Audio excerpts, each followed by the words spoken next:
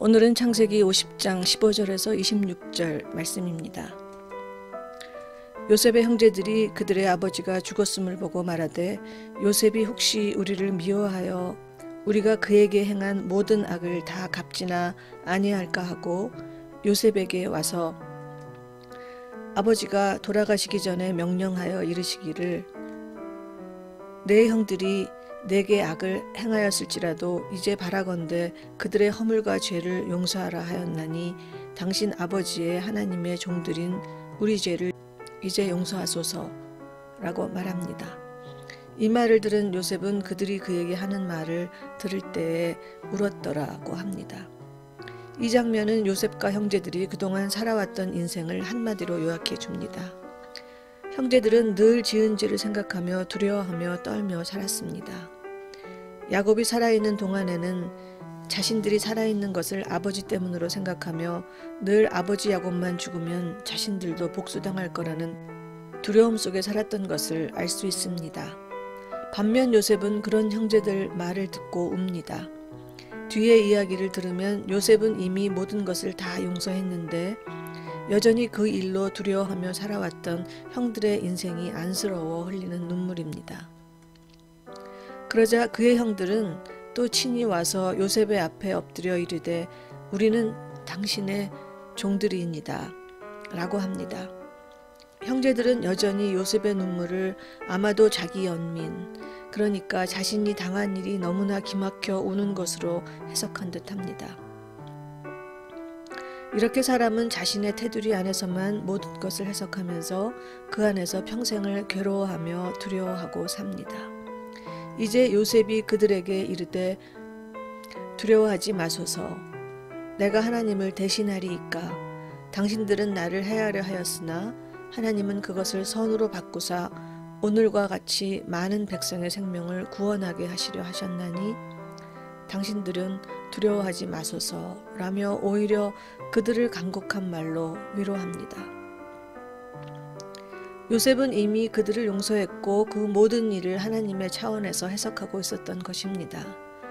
모든 것이 많은 백성을 구하기 위한 하나님의 뜻이었음을, 하나님의 차원에서 그 모든 일들이 필연적으로 일어나야 했음을 말하며 오히려 그들을 간곡히 위로합니다. 요셉은 마음속으로 그 일을 원망하는 대신 안 일어났으면 큰일 날 뻔한 사건으로 해석하고 있는 것입니다.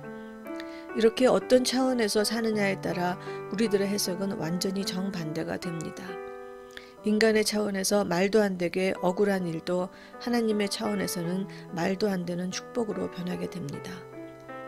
이렇게 자신이 당했던 기고한 일들로부터 완전히 해방되어 오로지 하나님의 차원에서 살던 요셉은 말년의 둘째 아들 에브라함의 자손 3대를 보았으며 장남인 므낫세의 아들 마길의 아들들도 요셉의 슬하에서 양육하며 편안한 여생을 보냅니다. 그리고 죽을 때 형제들에게 유언합니다. 나는 죽을 것이나 하나님이 당신들을 돌보시고 당신들을 이 땅에서 인도하여 내사 아브라함과 이삭과 야곱에게 맹세하신 땅에 이르게 하시리라고.